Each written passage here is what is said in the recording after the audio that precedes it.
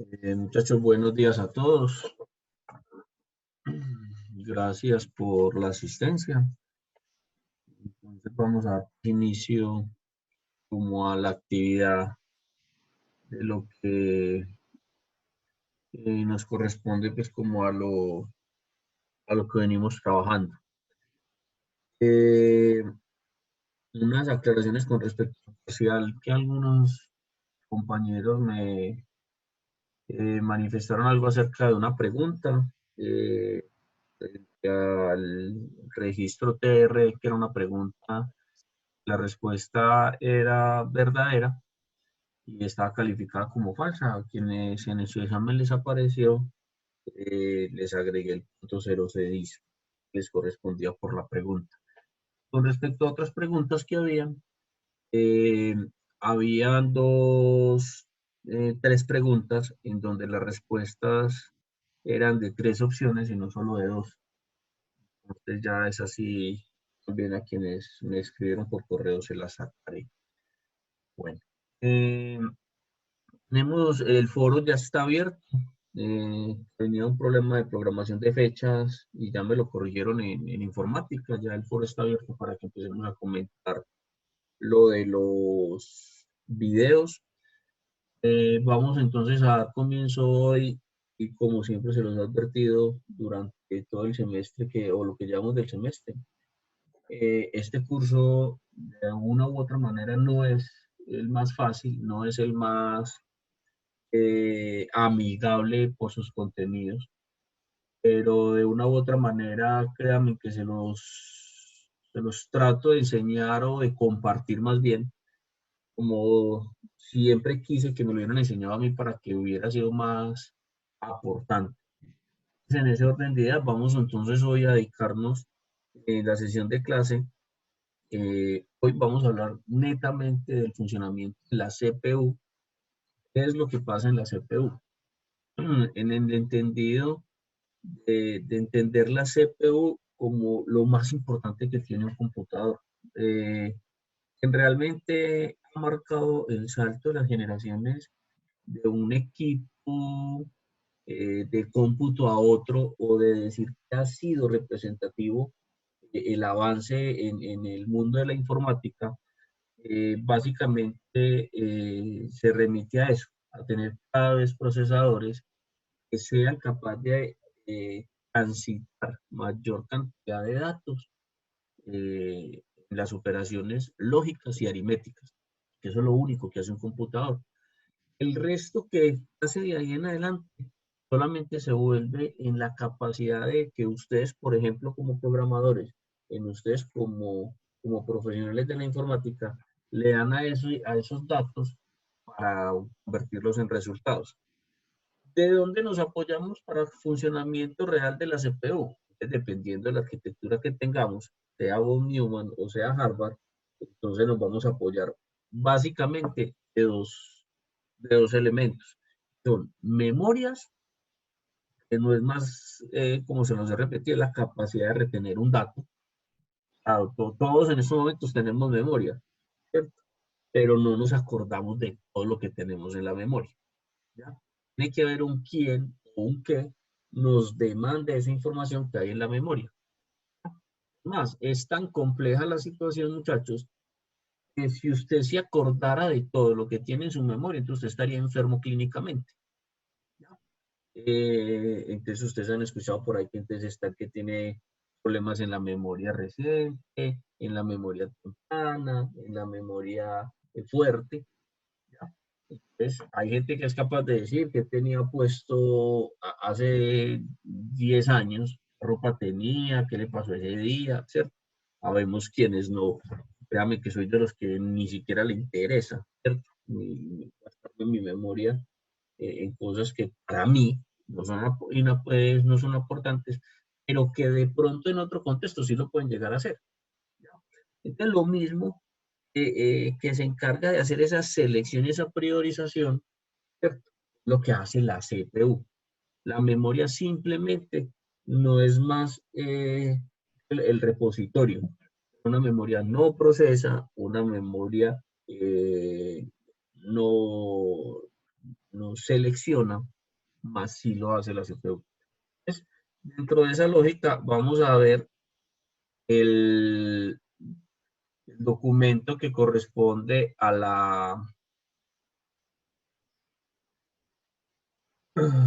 al qué hacer con la CPU. Me confirman, por favor, si están viendo esta pantalla donde hay una presentación de la CPU. ¿La ven, muchachos? Sí, sí se ve. Listo. Entonces, vamos a devolvernos un momentico a este esquemita.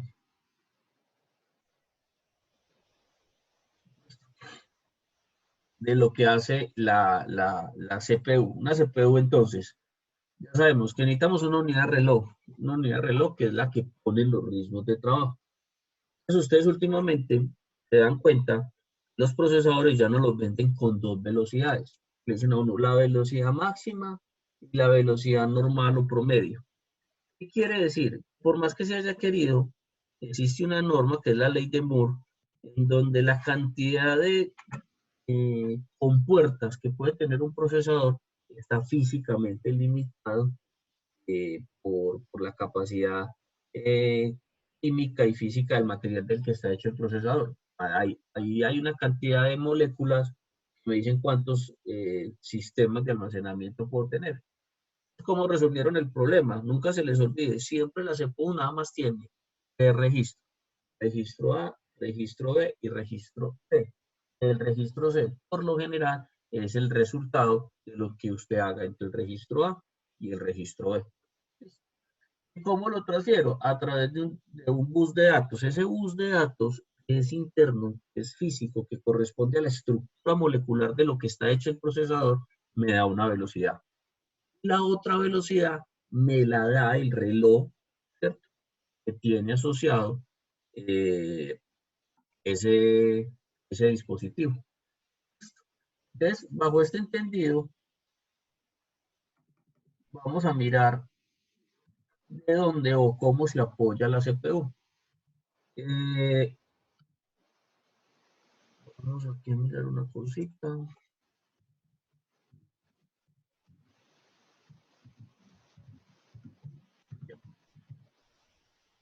La CPU la vamos a mirar entonces como dos registros y un registro resultado. ¿Cierto? Vamos a tener alguien que pone el reloj. Me disculpan ahí, pero dibujar con el mouse no es como lo más fácil.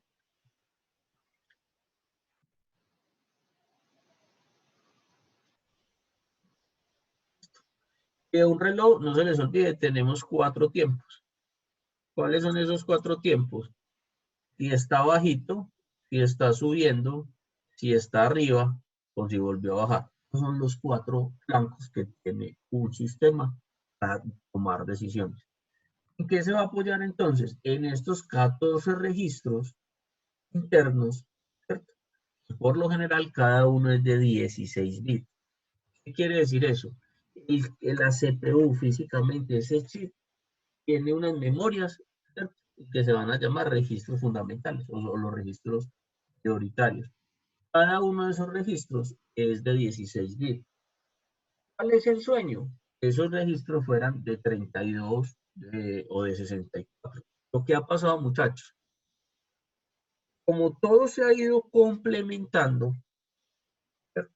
El software se hizo fuerte y se hizo determinante y se hizo selectivo en si eso sirvió o no para X máquina después de del año 2000. Ya llevamos 20 años de maduración de procesos de software.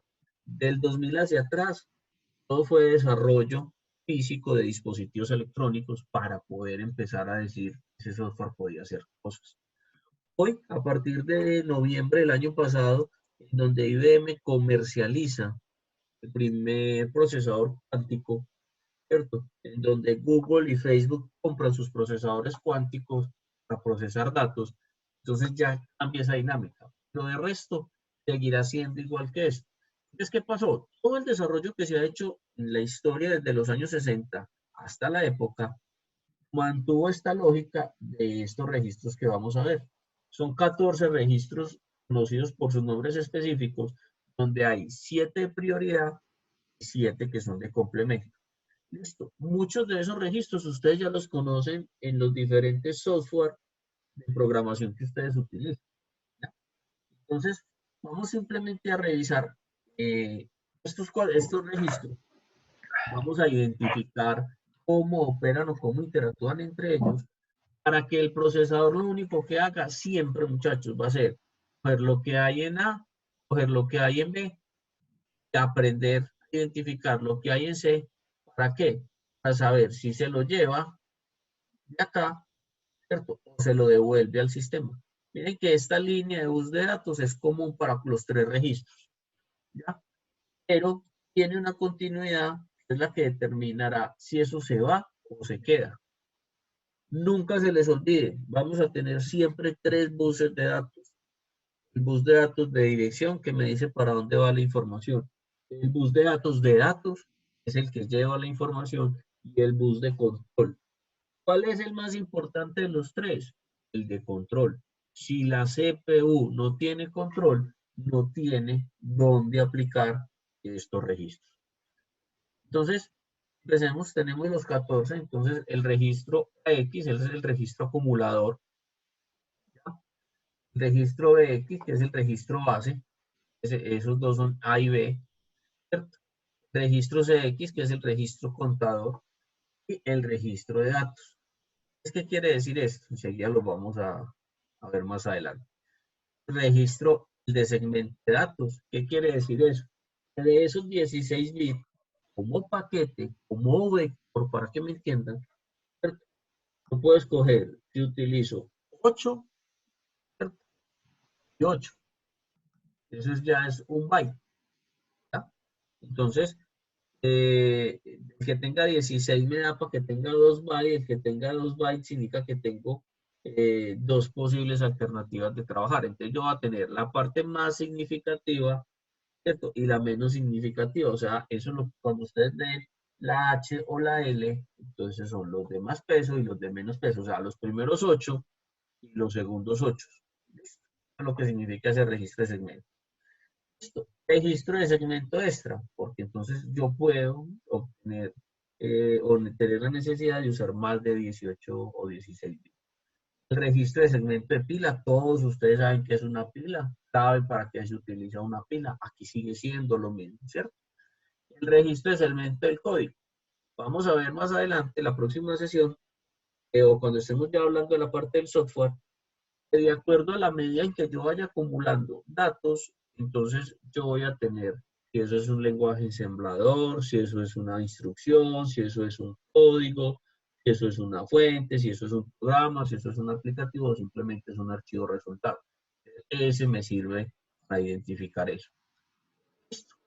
El registro de apuntadores de base, todos saben que es un apuntador, es el que simplemente me va diciendo en dónde voy, una secuencia.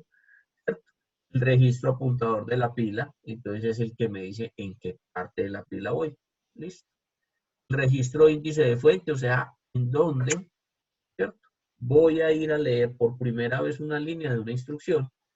El registro índice de destino es el que me dice a dónde voy a empezar a guardar lo que tenga que guardar, ¿cierto? El registro de apuntador de siguiente instrucción, o sea, si yo estoy haciendo algo aquí entre estos 3, cuando termine, ¿qué voy a ir a hacer? ¿Ya?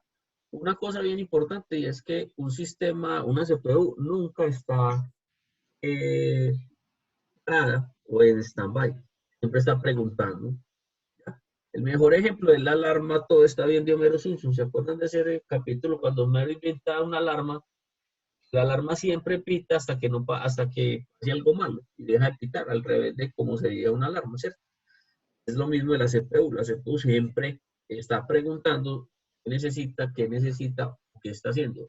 Así la redundancia entre estos 3 se mantenga constante, ¿cierto? El otro es el registro de banderas, que es el que me ayudan a tomar decisiones. ¿Hasta ahí alguna pregunta, muchachos? Bueno. Asumo que el silencio es que no hay pregunta, no porque quedaron dormidos pues ahí en estos momentos. Entonces, es posible visualizar los valores de los registros internos de la CPU utilizando el programa de debug. Si ustedes se meten al prompt de su equipo, el sistema con este comando, ¿cierto? Entonces ese comando nos va a mostrar el estado de estos registros. Listo, eso lo vamos a hacer ahorita al final si nos da tiempo. Listo. Entonces, en la siguiente línea aparecerá un guión, ¿cierto? Este indica que el debug o donde están los elementos, ¿cierto? Deben tener instrucciones, inclusive qué instrucciones, las que usted le está acabando de dar para que lo lleve allá. Listo. Entonces, vamos a ver, estos son los comandos o cómo utiliza la CPU esos registros de acuerdo a las instrucciones. Entonces, acá en este documento que les voy a colgar en interactiva, ustedes van a encontrar los comandos. ¿Qué son los comandos? Los que están en negrilla. ¿Cuáles son esos comandos? Los que estos registros, muchachos, utilizan para tomar las decisiones.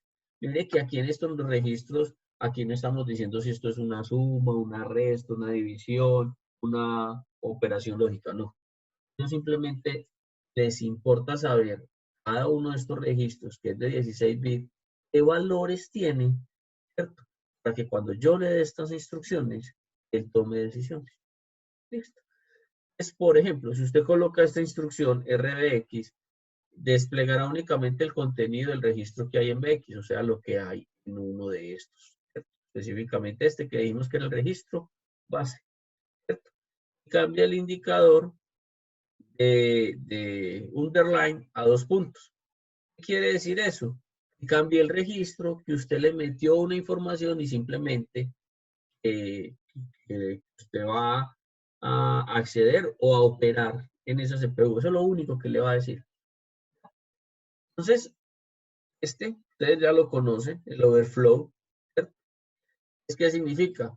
Que no hay desbordamiento o que sí hay desbordamiento. ¿Cuándo se desborda un proceso? ¿Cuándo se desborda un cálculo? ¿Cierto? Cuando después de haber establecido cuántos ciclos de instrucción tendría que haber ejecutado y si llegué a esos ciclos y todavía no he terminado, el resultado se perdió. Listo, entonces eso fue un desbordamiento. Un ejemplo, usted se mete a un ciclo, hace un algoritmo que lo mete a un mientras infinito, no vaya a parar, lo que se conoce como un bucle, ¿cierto? Puede que en otra parte haya una instrucción que le dé la oportunidad de preguntar si eso ya terminó y el sistema le podrá haber dicho no, nos desfasamos. El directio nos dice si yo cuando me vaya a dedicar a transportar datos los voy a mandar hacia adelante o hacia atrás. Está el de interrupciones, me va a decir si están desactivadas o están activadas. ¿De qué van a depender las interrupciones? Puede haber situaciones en donde yo no necesite que una estabilidad se me reporte. El sistema dice, no, pues eso es normal que pase, todavía no lo necesito. ¿Cuál es el mejor ejemplo de esto, muchachos? Cuando yo tengo una transferencia de paquetes, entonces ya los que vieron Cisco o los que han visto un poquito de redes, saben que los paquetes o los archivos no llegan completos, no llegan ordenados. Puede que hayan interrupciones que digan, hay paquete en volata y dice, sí, normal, pero esperen lo que va a llegar. Entonces, es ese tipo de cosas que se utilizan en las interrupciones. El sync es para yo saber si un dato es positivo o es negativo. Por lo generalmente utilizo un bit y si ese bit está en 0, entonces voy a decir que el número es positivo. Y si ese bit está en 1, voy a decir que el número es negativo. ¿Cierto? Una muy importante, aunque ustedes no lo crean, es el 0, ¿cierto? Y es porque 0 es diferente a vacío. 0 es diferente a un dato que no me importa qué es. Eso es tan importante, esta anotación de 0. Es validar si un dato es realmente un 0 o un 1 o, ¿cierto? Simplemente es un dato que no me está importando. Eso es lo que significa ese código. El auxiliar de acarreo, ¿cierto? Entonces, no es que sea el acarreo, es que haya un bit que me diga si lo que yo estoy haciendo en este registro, aquí en este resultado, tiene acarreo o no. Porque si yo no tengo en cuenta el acarreo, se me pierde el dato, y si se me pierde el dato, acuérdense que si yo sumo números de 8 bits, el resultado tiene que ser ¿de cuánto? De 8 bits. Si se lleva a 9, ¿qué significa? Que la sumatoria de un valor mayor, que yo tengo la capacidad. Entonces, hay que hacer o hay que acarrear ese bit para que no se me pierda, ¿cierto? La paridad, si yo cuento en ese registro de unos y ceros, ya sea la posición de memoria o el contenido del dato, yo voy a tener la oportunidad de conocer si todos los números que hay ahí, sean los ceros o los unos, son pares o no. Eso es lo que significa paridad. ¿Cierto? Este que me dice, el auxiliar de acarreo es donde yo guardo el dato que este señor me dijo guardara. ¿Cierto? Si lo hay, no lo hay. ¿Listo? Entonces, esos son los principales registros que utiliza la CPU, ¿cierto? Y las principales banderas que utiliza la CPU. ¿Listo? De aquí en adelante, muchachos, aparece lo que ustedes normalmente no usan, es lo que llamamos el primer lenguaje de programación, que es el lenguaje el ensamblador.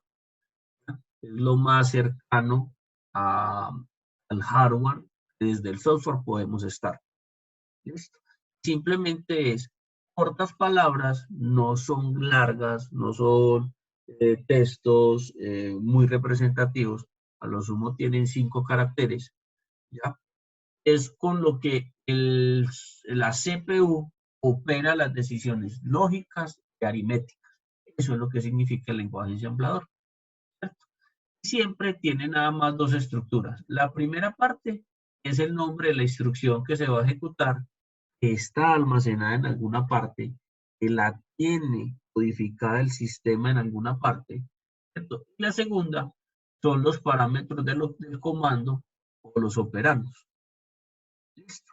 Entonces, las primeras 3 o 5 letras son la instrucción y los textos siguientes corresponden a los operandos que les voy a aplicar esa instrucción. Por ejemplo, lo que ustedes ya conocen, el add, es adicionar.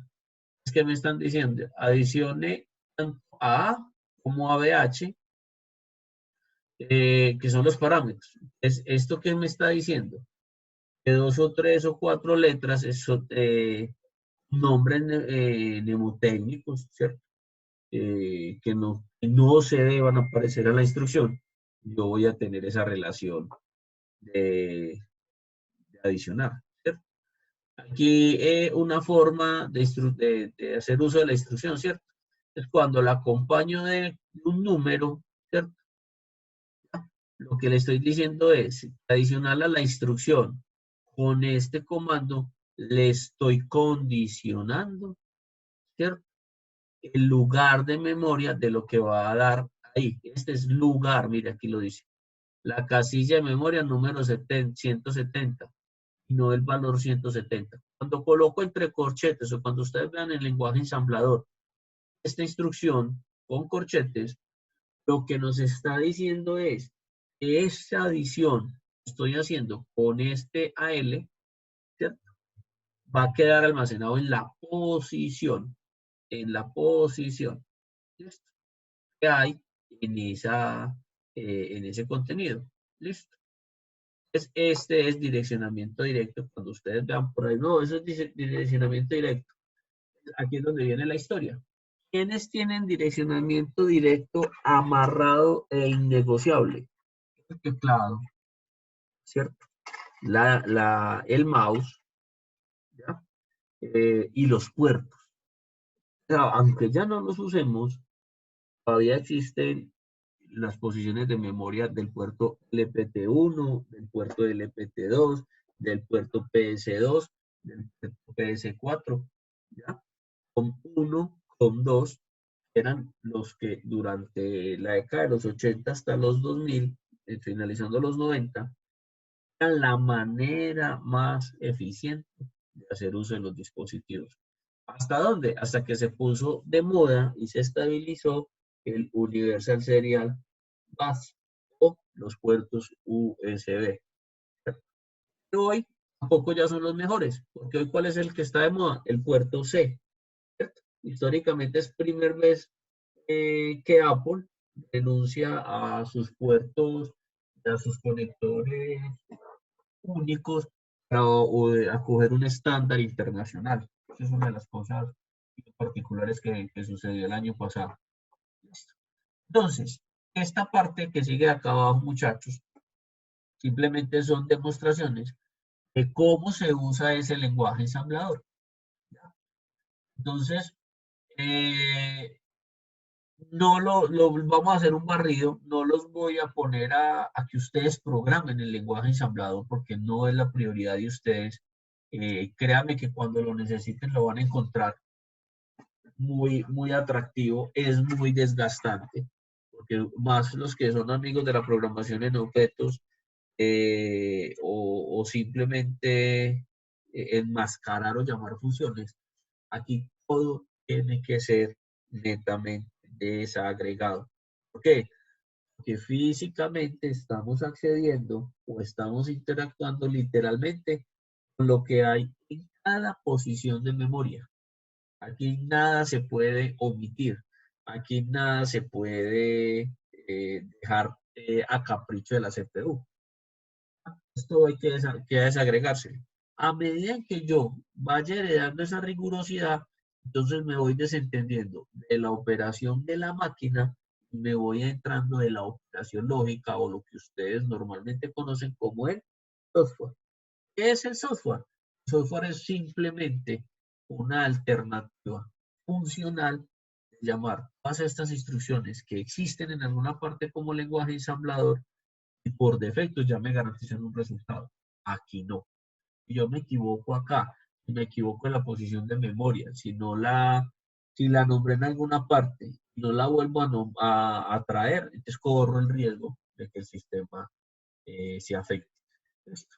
Lo que ustedes van a ver aquí arriba, esto que ustedes ven, esto que les estoy señalando, ¿cierto? Corresponden a las posiciones de memoria que hay dentro de la CPU. Listo, para que lo tengan muy en cuenta. Y acá es la instrucción propiamente dicho. Entonces, por ejemplo, colocar el valor 002 en el registro AX. Mire, la instrucción es solamente este pedacito, este. Bob AX, 000,2, ¿cierto? Entonces, miren que estos 0002 no está entre corchetes, o sea que sí es contenido, no es posición de memoria. Y que es llevar a cabo esta instrucción me va a ocupar desde la posición AC1B, porque todo esto es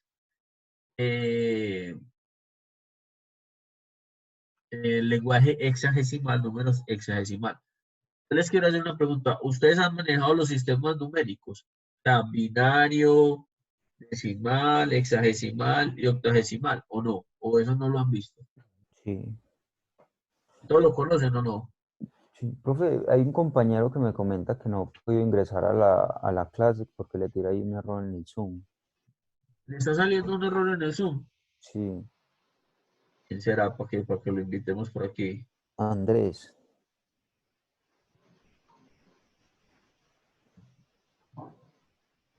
Yo me meto por aquí a ver qué pasa con Andrés.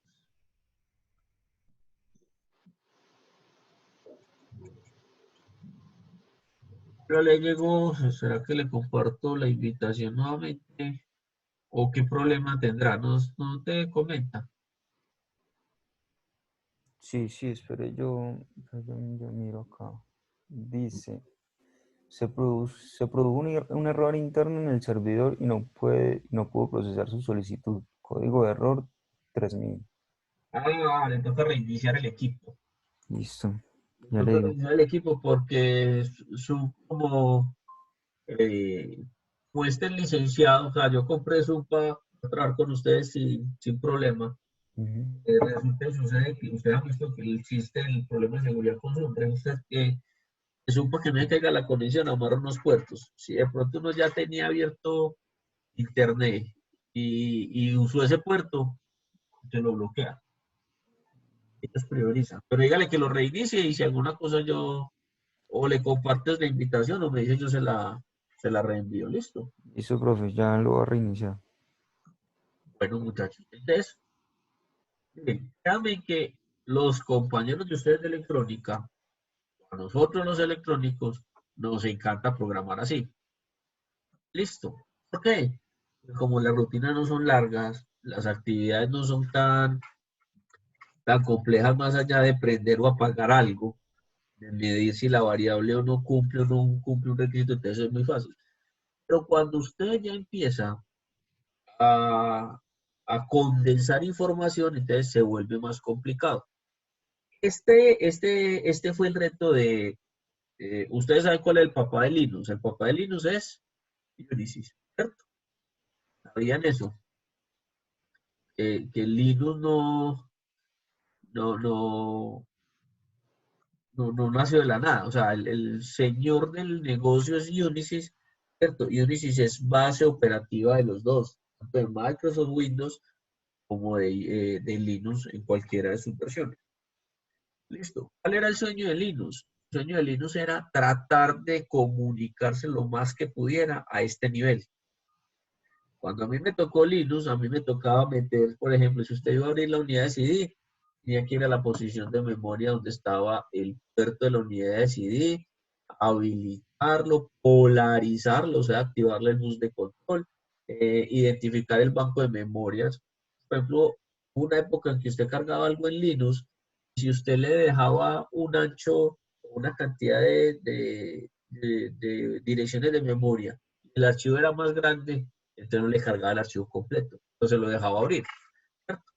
¿Qué pasó? Sí, ahí es donde se hizo famosa la frase de Bill Gates, en donde él decía que su software tenía una ventaja y era que era para idiotas. Entonces él dijo, usted está insultando a sus usuarios. Él dijo, no, lo que garantizo es que si un idiota es capaz de usarlo, imagínese que puede hacer una persona con todas sus capacidades. Con eso se volvió famoso pues en la historia. Entonces, miren, cuando usted programa el lenguaje ensamblador, siempre le está diciendo en qué posiciones de memoria de la CPU,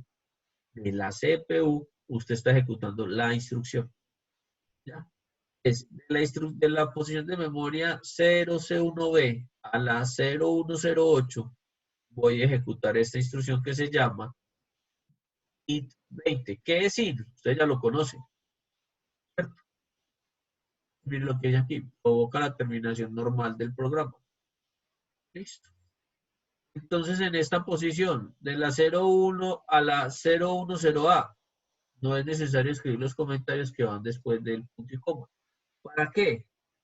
Todo lo que vaya después del punto y coma simplemente son ayudas para el programador.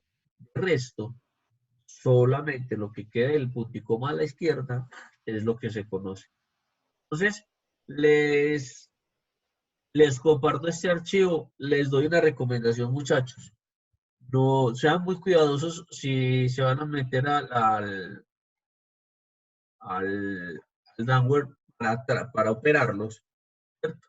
Porque si usted se equivoca acá, si usted se equivoca con puede que se esté metiendo a posiciones de memoria, el sistema esté usando, usted las limpie, las utilice, las elimine, ¿cierto? Elimine el contenido y se le pierda el sistema operativo, que usted de pronto no tiene el alcance, ¿cierto? Mire, por ejemplo, esta instrucción que es la de guardar y cargar programas. Pues aquí es donde uno dice, hombre, yo no tendría que estar haciendo toda una instrucción, que vaya y coja en la memoria en alguna parte y tráigamelo para una posición de memoria dentro del equipo. Eh, Cuando ustedes utilizan un compilador, ustedes tienen tres estrategias. Ustedes abren un software donde programan. Le corren una rutina que se llama compilar. ¿Qué es compilar? ejecutar ese programa, ¿cierto? Y si eso quedó bueno, ustedes exportan un archivo que es el ejecutable, ¿ya? Usted con el ejecutable no hereda todo lo que tenía en su plataforma en la que programó. No, cuando usted corre el ejecutable y lo exporta como un archivo .exe, ¿cierto? Él está diciendo al sistema, vea, usted, señor, cuando llegue a cualquier sistema operativo, lo primero que va a hacer es negociar con la CPU a que le preste estos bancos de memoria. Eso es lo que se llama programar la negociación con la plataforma. Y mire que es una cantidad de instrucciones detalladas, ¿cierto? Románticas, créame que son muy románticas, ¿cierto? Porque mientras más cosas quiera hacer usted, mayor cantidad, mire que las instrucciones se van volviendo cada vez más complejas, ¿cierto? Aquí me está diciendo, mire, coja lo que hay en esta posición de memoria, ¿cierto? Relaciónelo con este registro y muévalo a esto, póngale este contenido. Mire que este contenido está aquí, 0200-0002. Estos son las relaciones, miren, 0000-0400. Yo estoy haciendo es moviendo eso. ¿Quiénes me ayudan? ¿Quiénes me acompañan? Estos registros fundamentales. ¿Listo? Pues, les voy a dejar acá son puros ejemplos de cómo se ejecutan las instrucciones, ¿cierto?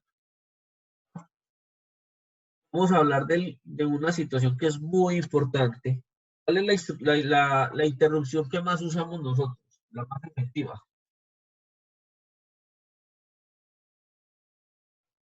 ¿Qué pasa si el sistema se bloquea y no funciona nada? Ni escape, nada. La famosa Reinicio. Sí, reiniciar. No, pero antes de reiniciar, ¿cuál la hacemos? Controlar, Andel. suprimir, ¿cierto? Esa es la principal interrupción configurada. ¿Por qué se llama configurada? Porque es el resultado de una combinación de teclas, ¿cierto? Cuando el sistema la reconoce, automáticamente, ¿qué hace? Prioriza esa interrupción, o sea, esa orden, ¿cierto? Para que el sistema vaya y cuente o muestre que se está ejecutando. Esto es lo que vamos a definir. Una interrupción es una instrucción que detiene la ejecución de un programa para permitir, y bien, esta es la parte importante, el uso de la CPU a un proceso prioritario. ¿Listo? Independiente de lo que está haciendo, si usted le da control al suprimir, le está diciendo a la CPU, vea, yo no sé usted qué está haciendo, pero haga el favor, póngame cuidado. ¿Ya? Hay diferentes tipos de interrupciones. Ejemplo, cuando usted mueve el mouse sobre la pantalla, hacer esto, es decirle a la CPU, hombre, vea, yo no sé usted qué está haciendo, pero le están pidiendo que muestre en X dispositivo mouse, ¿ya? Cuando usted utiliza las teclas de bloque loop o captura de pantalla, así que todos los comandos que hay en el teclado son prioritarios porque son de los registros básicos, de los primeros, les decía, nunca los hemos borrado, nunca se han liberado, se mantienen. Entonces, ¿qué pasa? Cuando usted termina el último proceso, se devuelve el control de la aplicación anterior. Por ejemplo, cuando estamos trabajando en un procesador de palabras, o sea, en Word, en XT, una Acrobat, en ese momento llega un aviso de uno de los puertos de comunicaciones. Se detiene temporalmente la aplicación que estábamos utilizando para permitir el uso del procesador, la información que está llegando en ese momento. Ejemplo, cuando yo muevo el mouse. Ejemplo, cuando yo voy a saltar de una ventana en otra. ¿Ya? Mire que, por ejemplo, hoy en los teclados tenemos dos teclas, Alt y Alt-GR, ¿cierto? Entonces, una es el complemento de la otra. Para que ustedes entiendan como lo que les decía ahorita, el Alt de la mano derecha utiliza los bits menos significativos y el Alt de la mano izquierda utiliza los más significativos. Por eso hay veces el Alt con GR o sin el GR sirven para lo mismo, pero no cuando yo lo combino con otra tecla. Es más o menos como una forma de evidenciar eso. Una vez se a la interrupción, o sea que por allá en esos registros fundamentales a la CPU va y pregunta, oiga, ¿cómo está este registro? En 0, sigue haciendo. ¿Cómo está este registro? En 0, él sigue haciendo. Pero por alguna razón una bandera se pone en 1. La CPU llega y dice, esto se puso en 1. Para lo que está haciendo. Y va y pregunta, ¿cierto? Una vez terminada la transferencia de la información de ese momento. De acuerdo a que se apaga la instrucción que acaba de ejecutarse, va y pregunta la que sigue. El día a día de la CPU es esto, las interrupciones es lo que más se ocurre, ¿cierto? ¿Qué es lo que pasa? Es que las interrupciones es lo que nosotros utilizamos diariamente para que el sistema tome decisiones. Miren, en un segundo pueden haber aproximadamente 18 interrupciones, ¿cierto? Programadas. ¿Qué quiere decir programadas? Esto, cuando yo muevo el mouse, cuando yo activo el teclado, cuando yo activo el pad del portátil, ¿cierto? Cuando salto de una ventana a otra, esos son esos. Pero la computadora cuenta con un espacio en memoria llamado memoria baja.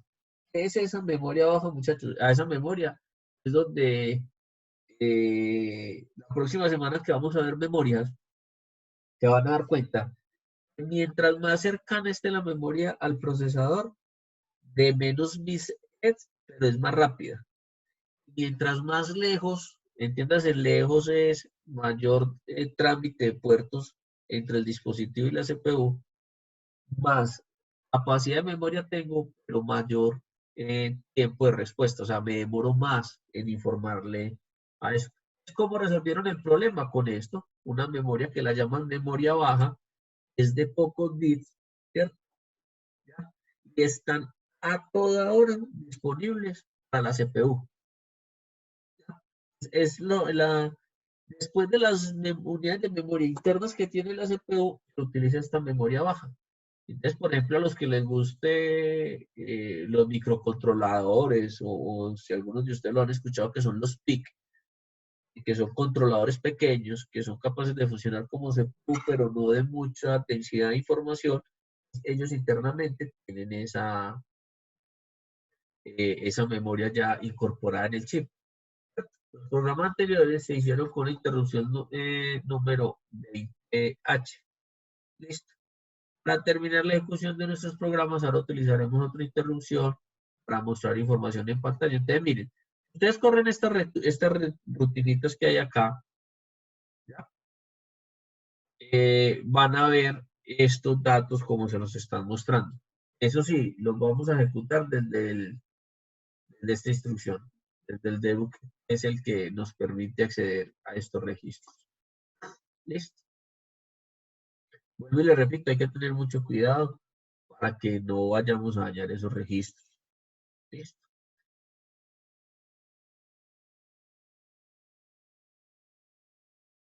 Bueno, pues saltamos de acá, vámonos para este contenido. Para poder crear un programa, ¿cierto? Se requieren varias herramientas. A un software, mucha de esta información, como les repito, hay gente que las aprende, eso sirve para nada, porque usted ni siquiera el que le vende el software se lo deja utilizar. Vamos a ver acá, vamos a empezar a ver, muchachos, cómo nacen las extensiones.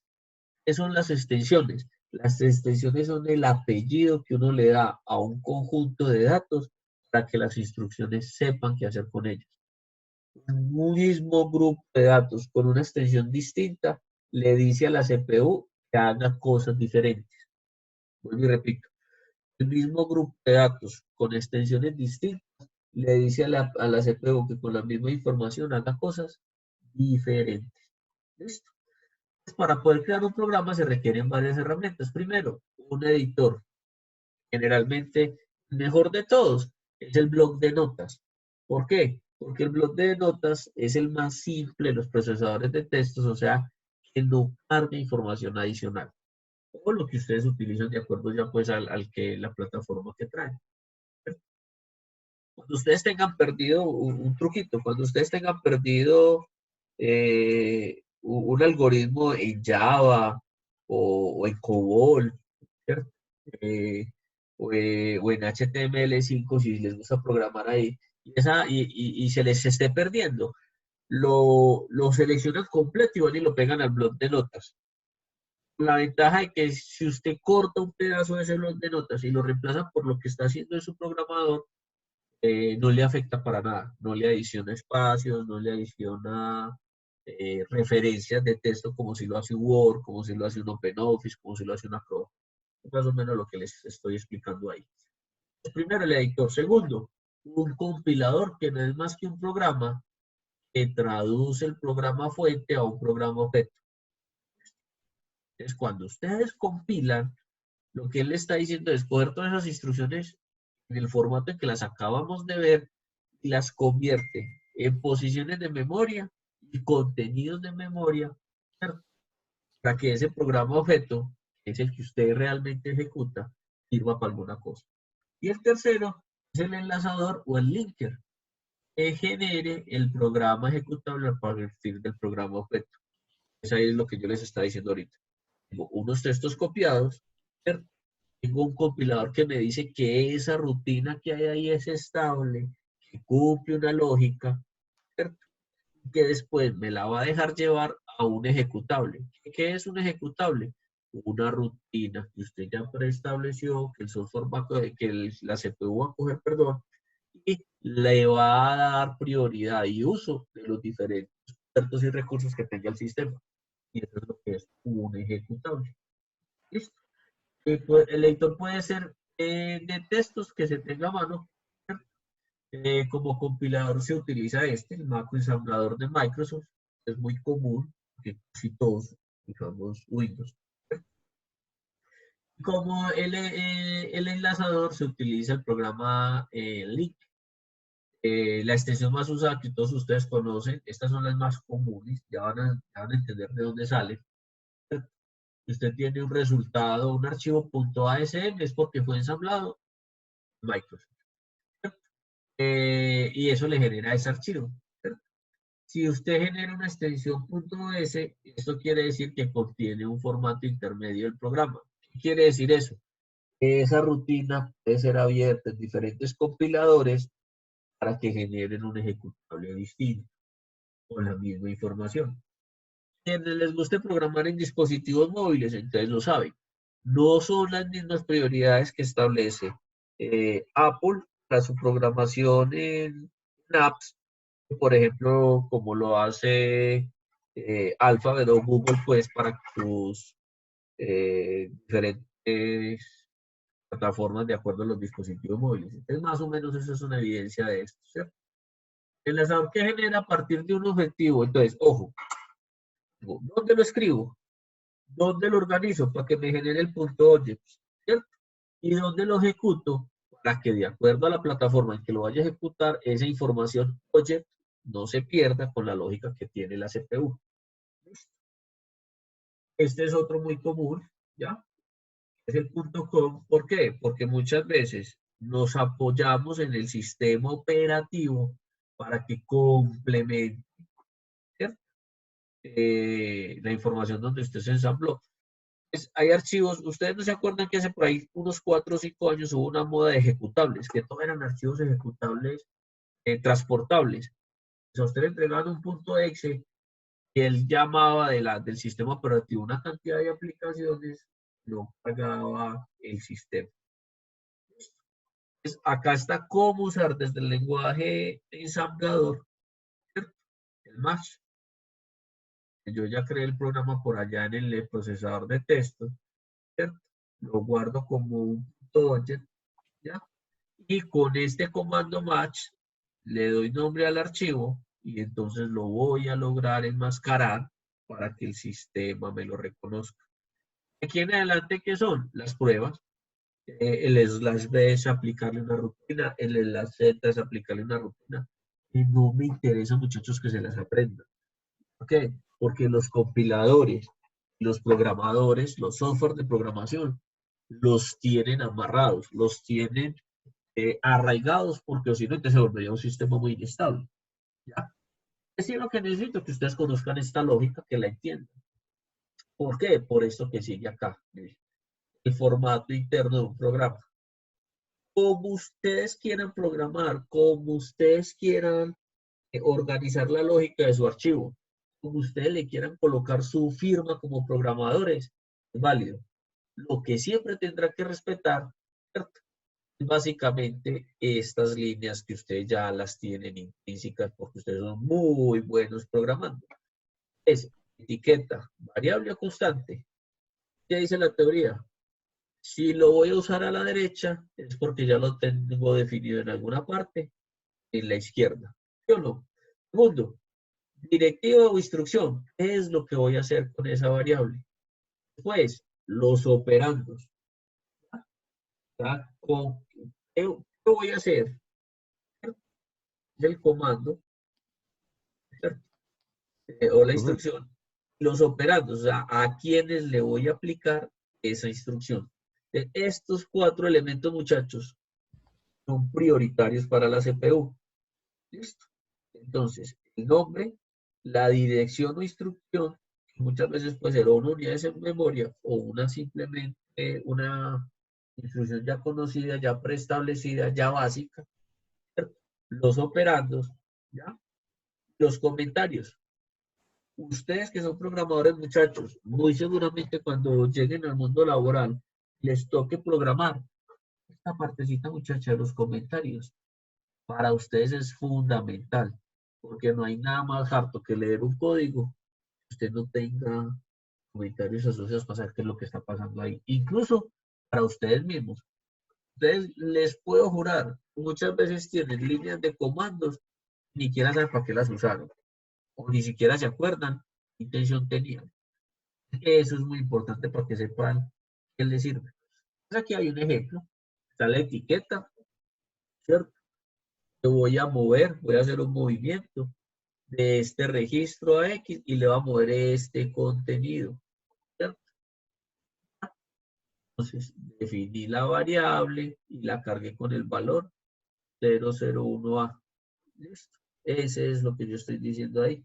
Y que esa H es de hexadecimal. Ustedes no me contestaron. ¿Ustedes saben los sistemas numéricos? O les preparo una partecita de clase para conocer los sistemas binarios, decimal, hexadecimal y octogonal. ¿Ustedes conocen esos 4? ¿Sí o no? pues sí, en redes lo ponen a uno a hacer eso, pero no sé si los otros muchachos. Entonces, si quieren, Profe, para el próximo miércoles sacamos un ratico por encimita, pues como para conocer esos sistemas numéricos y los principales operandos, ¿cierto? Más de la base, más de la situación. Listo. Profe, el compañero Andrés no, que le sigue apareciendo lo mismo. Sí. Bueno, dígale que igual yo la sesión se las voy a cargar en interactiva Listo. y les comparto el link. O sea, porque sea por YouTube para que quede cargada o eso. Y decirle que me escriba un correíto para de pronto yo programarle una sesión a él solo para que él se enlace y garantizar la conexión para la próxima sesión. Listo. Listo, profe. Yo en todo caso ahorita apenas terminemos le escribo. Entonces, muchachos, esto es de acá para arriba es interno, de acá para abajo es externo. Mire, el formato externo de un programa. Después de que yo pasé por el ensamblador, ¿qué es lo que necesito? Que cuando lo vayan a utilizar en otra parte, entonces el sistema sepa qué es lo que tiene que hacer con eso que le pusieron. ¿Ya? Aquí es donde vienen los famosos sistemas, ¿cierto? De codificación de extensiones. Entonces hay extensiones que usted no lee, que usted no sabe qué son. ¿Ya? Aquí es donde, por ejemplo, el que le gusta hackear un sistema, le disfraza una extensión. Aquí es donde el que le gusta meter códigos maliciosos, le pone una extensión específica para que vaya y lea una rutina y nos agrega el sistema. ¿Ya? Entonces, eh, aquí ya vamos a ver, de acá para abajo vamos a encontrar, entonces miren esto. Este es un programita, escribe esto en pantalla. ¿Ya? Entonces, acá voy a definirlo. Este es el nombre del programita. Entonces voy a mover al registro ¿cierto? Voy al registro auxiliar, ahorita lo definimos, ¿cierto? Me dice que saque ese texto que tengo ahí, que vaya y lo lleve a este valor, ¿cierto? Vamos, del registro H. Esto es el intro de ese registro donde lo tengo ubicado, ¿cierto? Acá vuelvo y convoco que me traiga este contenido a este registro, ¿cierto? O sea, hemos dicho, al registro AX le estoy cargando este contenido hexadecimal, 4C00. ¿Listo? Es 8 por 4, 32 bits. Tenía eso ahí, ¿cierto? Vuelvo, lo traigo a esa posición de memoria, mírenlo acá, ¿cierto? Le doy esta referencia, escribo el texto que quiero que aparezca en la pantalla, ¿cierto? Le doy esta instrucción que es la de mostrar en la pantalla con esta referencia, fin del programa. ¿Qué me va a salir? Este mensajito nada más y paro de contar. ¿Listo? Entonces, acá está la explicación completica del algoritmo para que usted lo entienda. Aquí ya empezamos entonces a crecer del lenguaje ensamblador y empezamos a generar segmentos. ¿Qué son segmentos? Listo. Entonces yo ya cojo grupos o bancos de memoria, ya sea por página o por rangos dentro de una misma página y lo voy a llamar segmentos. A esos segmentos, ¿qué les voy a dar? Nombres. De cuando yo llame esos nombres, lo que le estoy diciendo a la CPU es que me reconozca ese conjunto de posiciones de memoria. Listo. Aquí están todos los bancos para que el que los quiera aprender, si quiere los tatúa, eh, se los repite diarios. Pero créanme, muchachos, que en 55 años de historia de la computación no han cambiado y no cambiarán. ¿Cierto? Y más, si usted los quiere cambiar, le tocará a sus propios intereses. Ningún operador de software le va a decir que cambie esto. ¿Por qué? Que ya están estables así, que ya así está garantizado el funcionamiento y el salto a cada una de esas cosas. ¿Ustedes alguna vez utilizaron Flash en el colegio? ¿Se acuerdan que era Flash o no? Pero Flash yo se no. utilizó mucho para hacer programación, animaciones en Internet. Eh, Cuando estaba el HTML3 y el HTML2. Pero Flash dejó abierto un puerto que nunca cerró, ¿cierto? Y ese puerto era un bocadillito para meter virus, para meter código malicioso. ¿Ya? Lo pudieron arreglar, sí, pero ya cuando lo arreglaron, los software adicionales a Flash tenían restringidas tantas aplicaciones, ¿cierto? Que no operaron en muchas partes. Aunque se reemplazó Flash con HTML5, con una estructura de todo esto, lo distinta. ¿Ya? Por eso ustedes hay veces que abren una página en internet, le dicen los famosos plugins, le dicen este requiere un plugin adicional de flashmob.com. ¿Ya? ¿Qué quiere decir eso?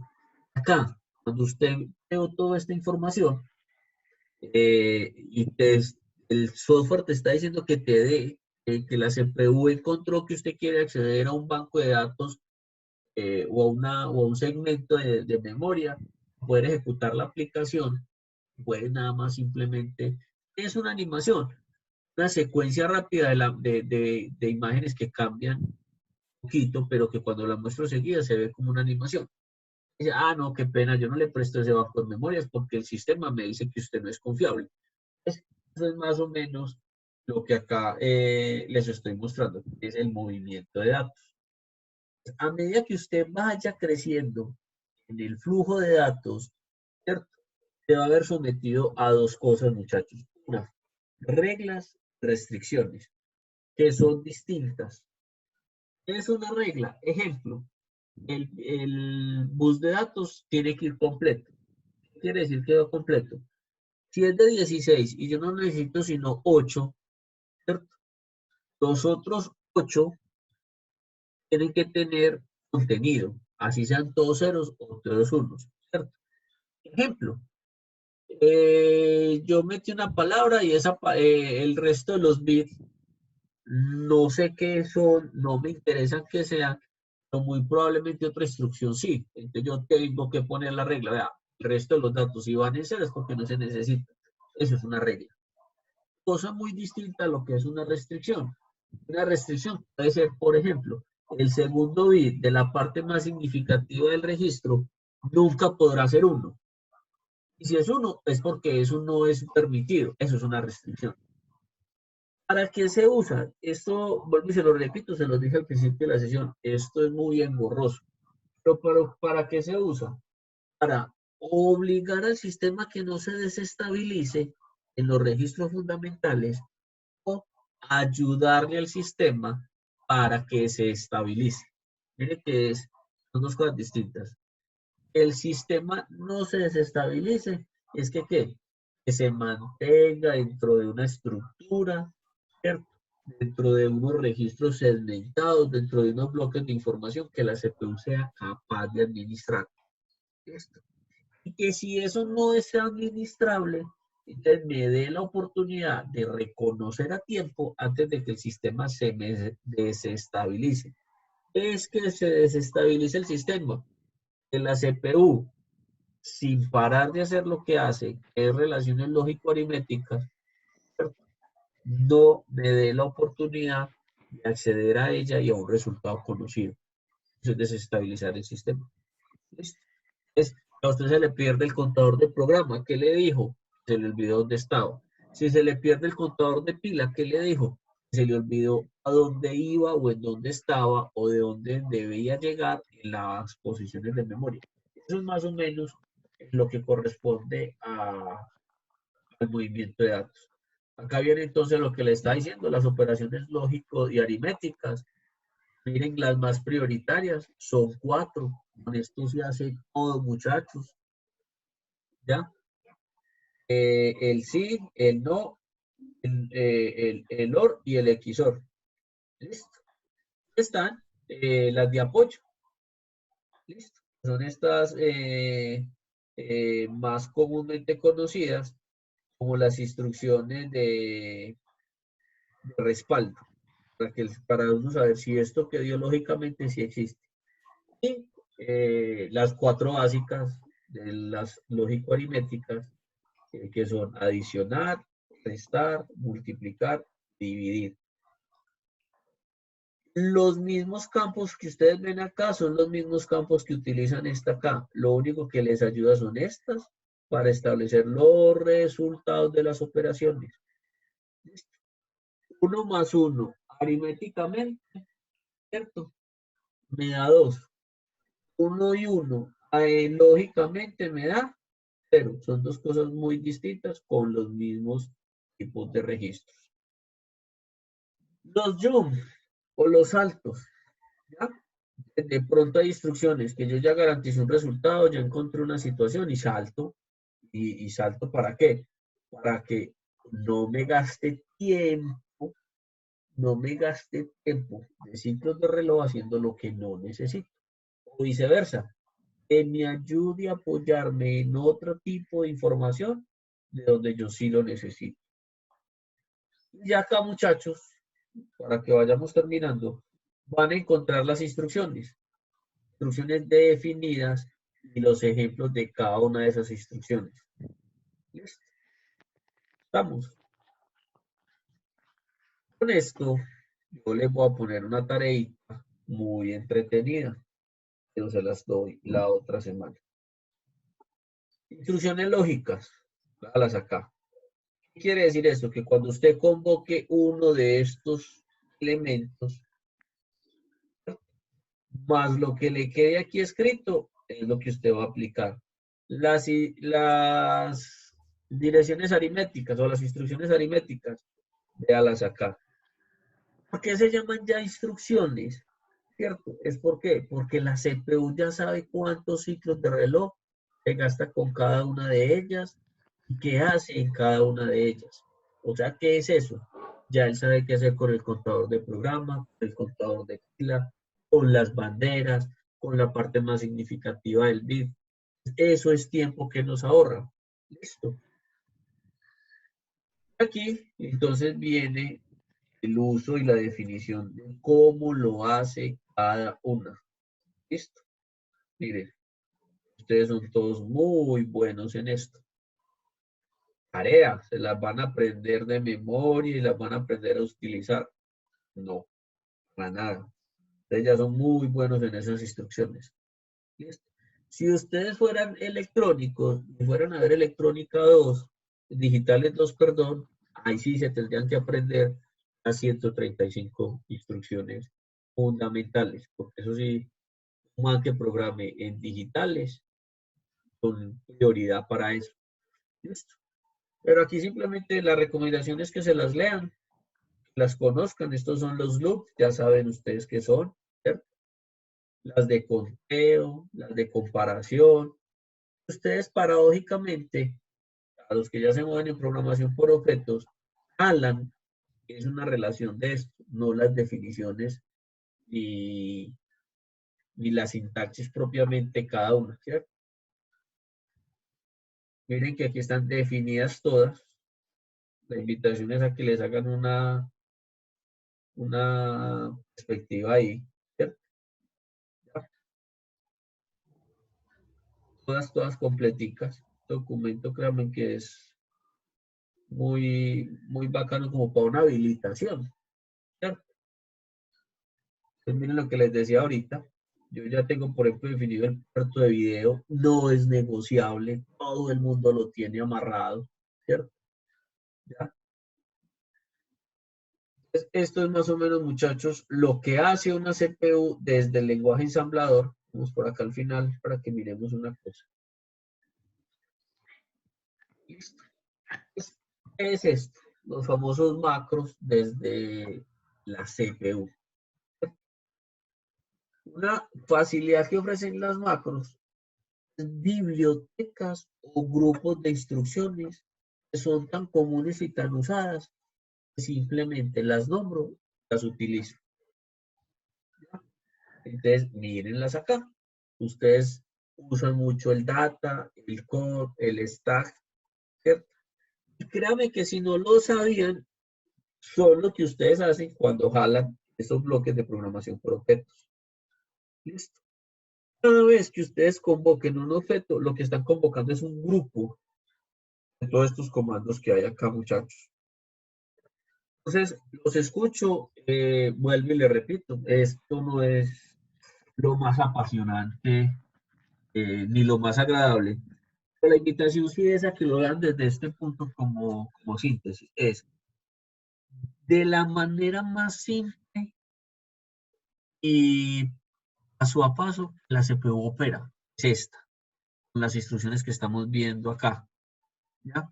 Con las que el sistema operativo o el sistema ensamblador es capaz de lograr todo lo que hacemos, incluso esta videoconferencia, incluso estas imágenes que estamos viendo, con esas instrucciones, no con más. El conjunto, la suma de todas esas, ¿cierto?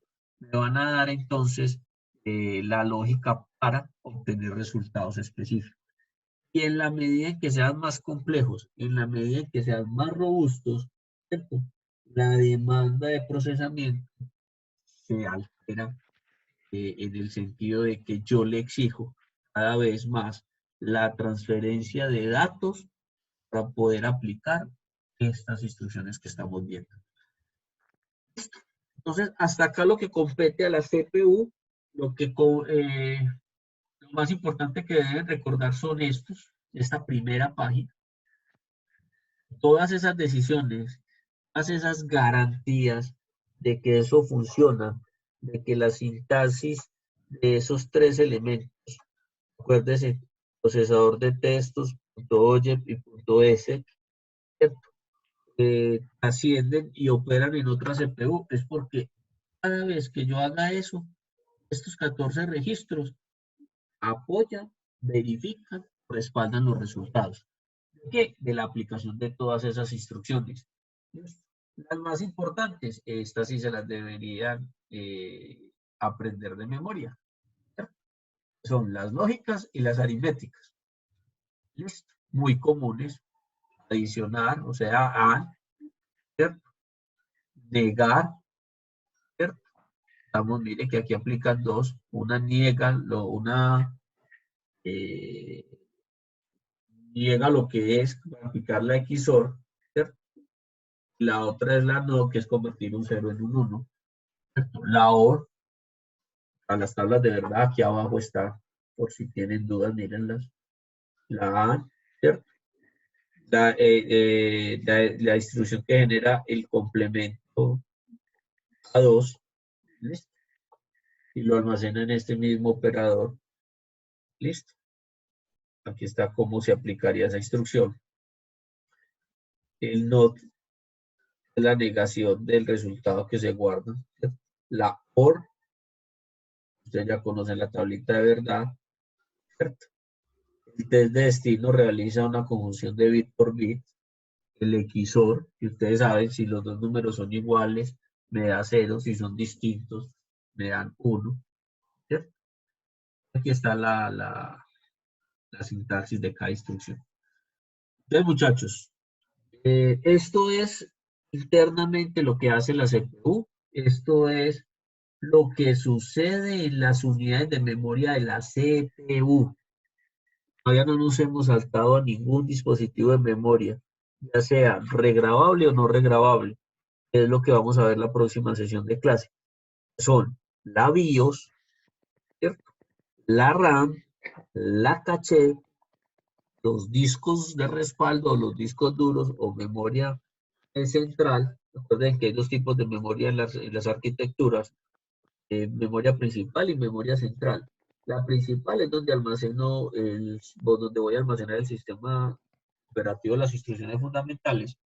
La memoria central es donde voy a almacenar la mayor cantidad de información, resultado de todas esas operaciones.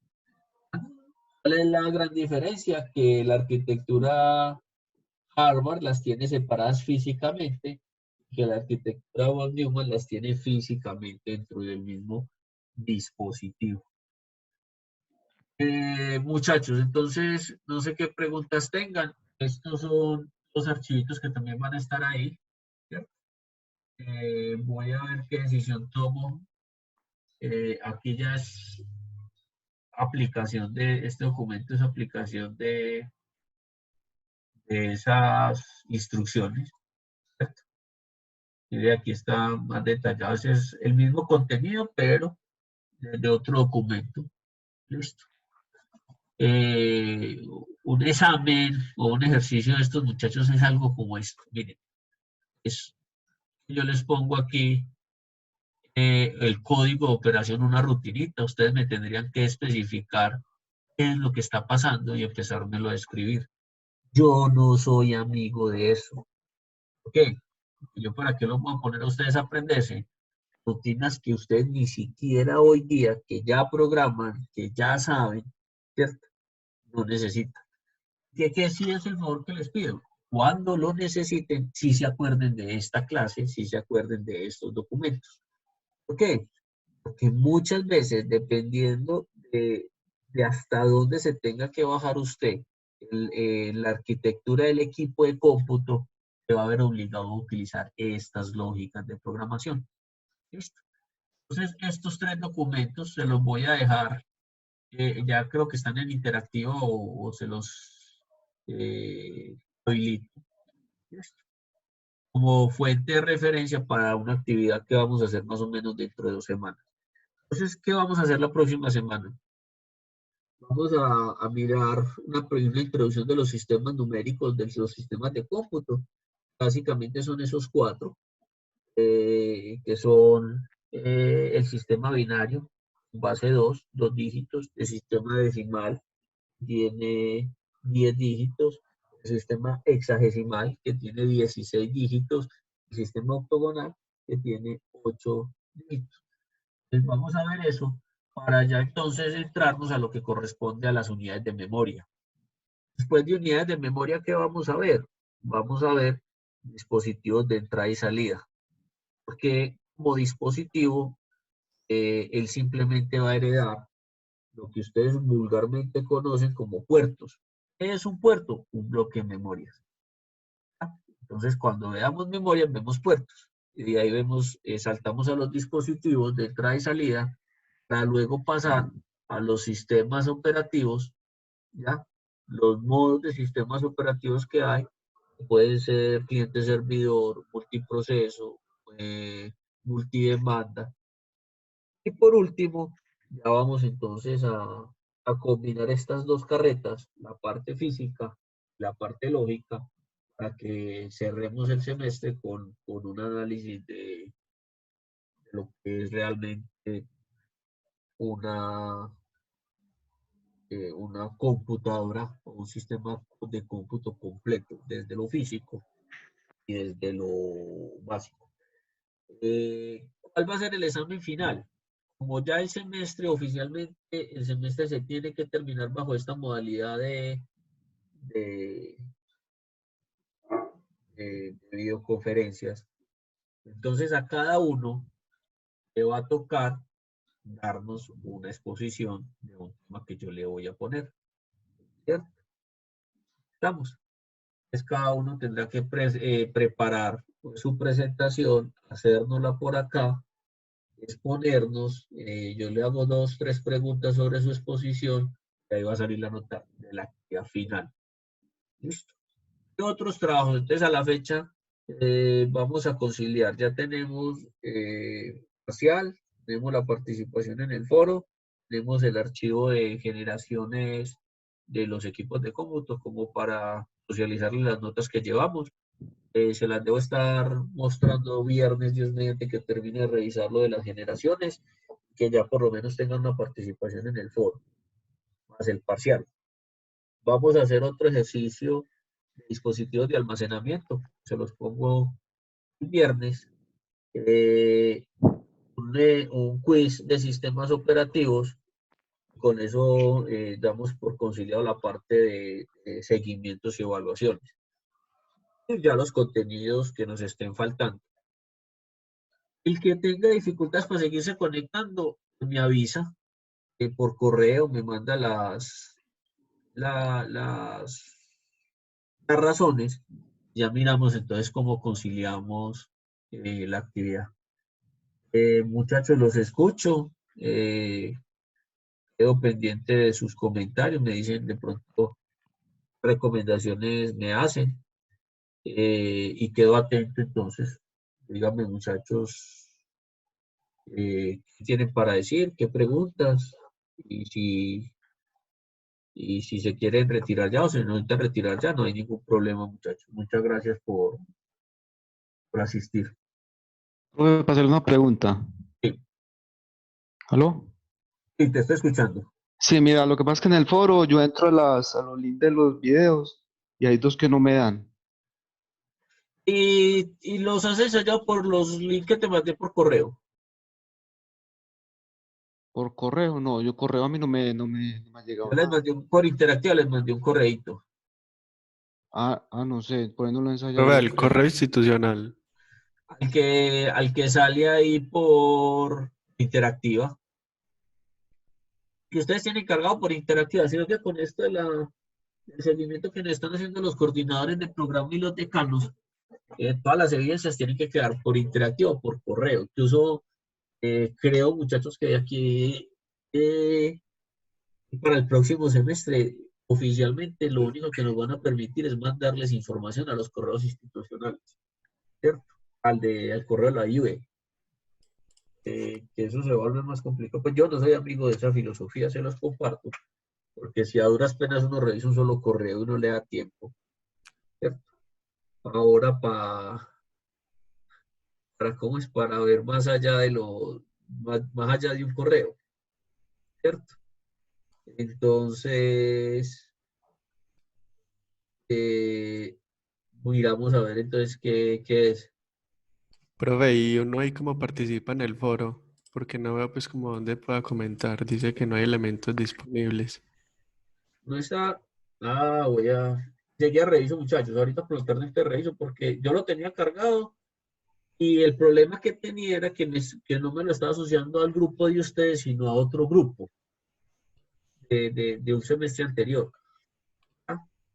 Entonces, si es del caso, yo volví y creo uno adicional para que quede la participación. Yo reviso ahorita y les mando la confirmación de que ya está activo el foro. Listo.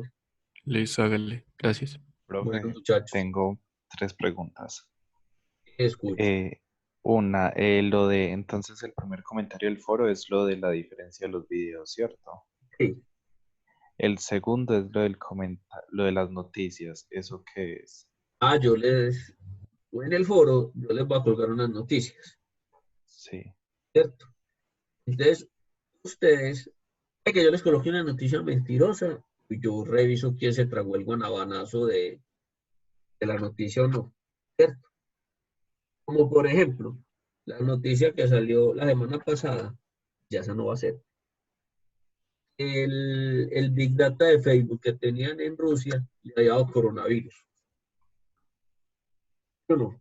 sí. Y hubo gente que creyó eso, que me dice, pucha, pues, ¿cómo a un computador es un procesador cuántico le va a dar coronavirus? Es completamente irracional. Entonces hubo una gente que se fue a meter a Facebook que porque le iba a dar coronavirus. Así de loca Ujú. la humanidad, ¿sí o no?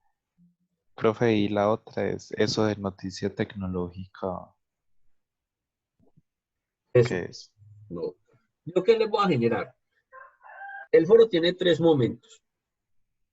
Uno, que es el de los videos.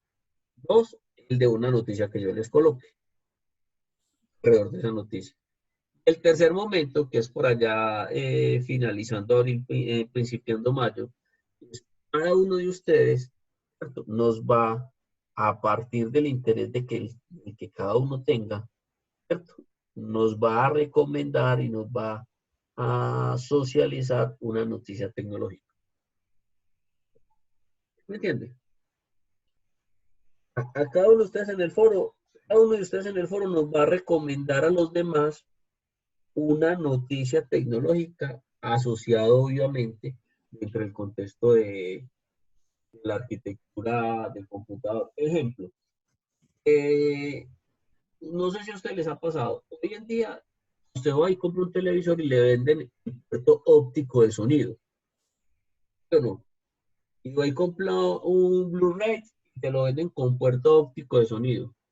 Pero nadie compra el cable óptico para configurar el sonido óptico, ¿sí o no?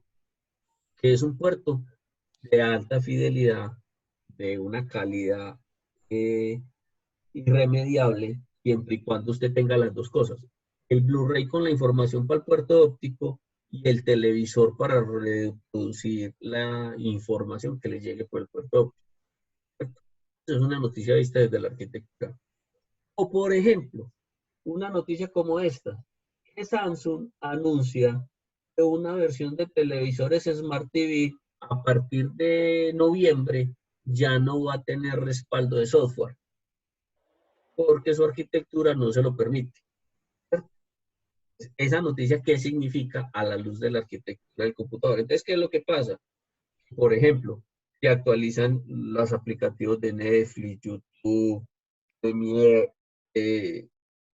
su televisor ya no va a ser capaz de leer esas nuevas actualizaciones. Por tanto, el dueño, el que hizo el televisor, Samsung, LG, Panasonic o el que sea, lo que le está diciendo a usted como usuario es, mijo, vea, el software cambió, pero como yo no le puedo cambiar lo que ya programé en su coco de televisor, le estoy anunciando, prepárese porque ya no muy probablemente no le va a seguir funcionando. Esa es más o menos la lógica de que yo quiero que ustedes cojan una noticia y la comenten. Profe, qué pena. Eso, profe. El comentario, perdón, el comentario se hace por donde dice realizar aporte. Sí, Sí, ah, bueno. está habilitado ya. Sí, sino que más abajito, pues, de donde están los enlaces de los videos, dice que no hay elementos disponibles, entonces creí, pues, que ahí había que hacer algo. Ah, no, no, por eso. Como el foro tocó resetearlo, ese foro llevaba casi 6 años que no me metieran, que no me dijeran lo mismo, es lo mismo. Pero a ustedes les tocó de buenas, les tocó Aquí como nos tocó una pandemia mundial, históricamente, nos tocó setear esto. Listo, profe. Bueno, muchachos, cualquier cosa me escriben por correo. Nos estamos viendo entonces. Ah, profe, una pregunta. ¿Hasta cuándo hay plazo de lo de este comentario del foro, del video? Ah, no, no, tenemos todo el semestre. Yo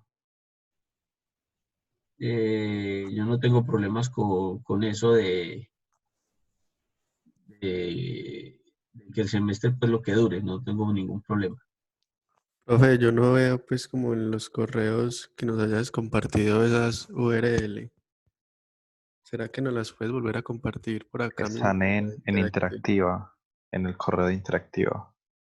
Yo se los envío por interactiva, ¿cierto que sí? Sí. Sí, ahí están todos.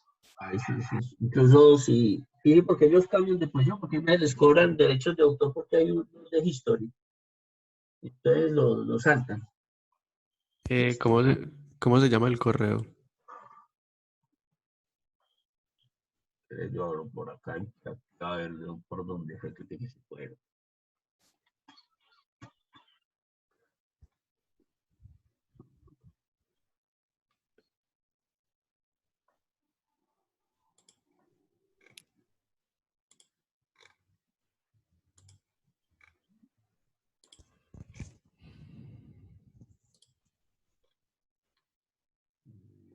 Gracias.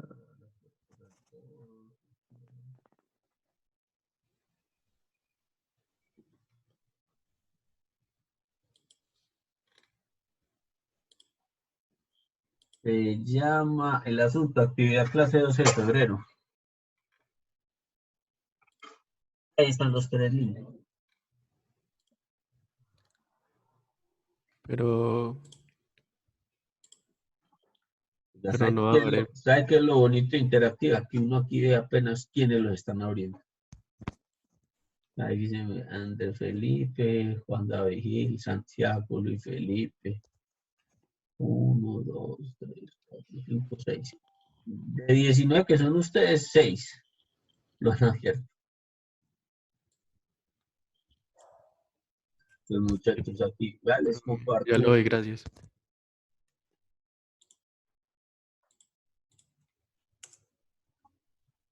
Listo, profe, muchas gracias. Es esto.